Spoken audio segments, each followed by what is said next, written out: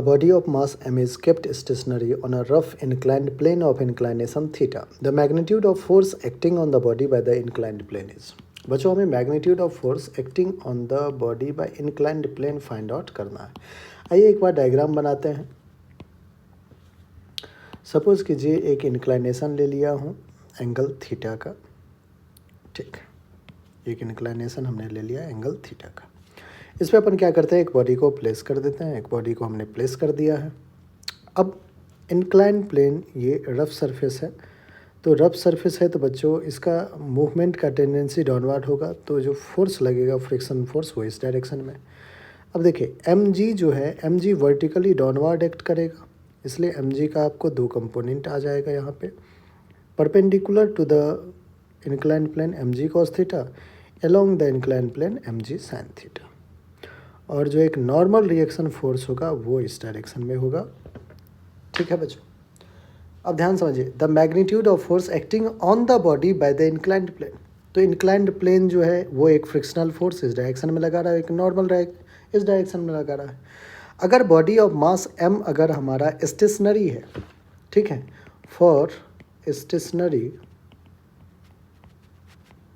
Stationery रहने के लिए आप कहोगे कि सर जितना vertical perpendicular to the plane incline plane force है वो एक दूसरे को क्या करना चाहिए, बैलेंस कर देना चाहिए।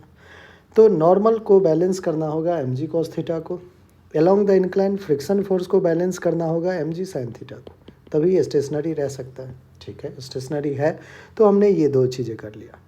अब हमें चाहिए magnitude of forces acting on the body by the inclined plane. तो आप कहोगे कि सर ये रहा हमारा वो बॉडी, इस पे एक इंक्लाइंड प्लेन की वजह से जो फ्रिक्शन फोर्स है वो इस डायरेक्शन में है और जो नॉर्मल रिएक्शन है वो इस डायरेक्शन में है। तो बच्चों अगर मैं इसको पॉइंट बॉडी की तरह ट्रीट करूँ, इस पर नॉर्मल रिएक्शन इधर है, फ्रिक्शन फोर्स इधर है, तो इसका जो मैग्नीट्यूड होगा, रिजल्टेंट जो होगा वो कुछ इस डायरेक्शन में होगा। अब ये जो एफ आर कह देता हूँ मैं, रिजल्टेंट फोर्स एफ आर अगर मुझे फाइंड आउट करना है तो F R will be under root of normal reaction का स्क्वायर प्लस फ्रिक्शन फोर्स का square, which is under root of normal reaction बच्चों कितना है, mg cos थीटा, तो mg cos थीटा का स्क्वायर प्लस फ्रिक्शन फोर्स कितना है, mg sin theta, mg sin theta का स्क्वायर, ठीक है बच्चों।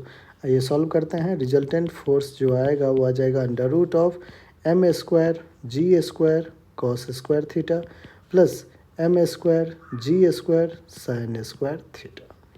हमें क्या करना है बच्चों, कॉमन ले लेते हैं अपन m स्क्वायर g स्क्वायर को, तो आ जाएगा अपने पास cos square theta plus sin square theta. ये बताइए cos square theta plus sin square theta पर रखा होगा आपने 1 होता है, तो F R is equals to under root of m square g square sin square theta plus cos square theta 1, बाहर निकालेंगे m इंटू जी हो जाएगा, ठीक है। तो जो आंसर आ रहा है बच्चों आप वो आ रहा है m इंटू जी, जो कि आपका ऑप्शन 1 है, और ऑप्शन 1 ही क्या है हमारा बिल्कुल करेक्ट आंसर भी। आई होप बच्चों हर एक स्टेप आपको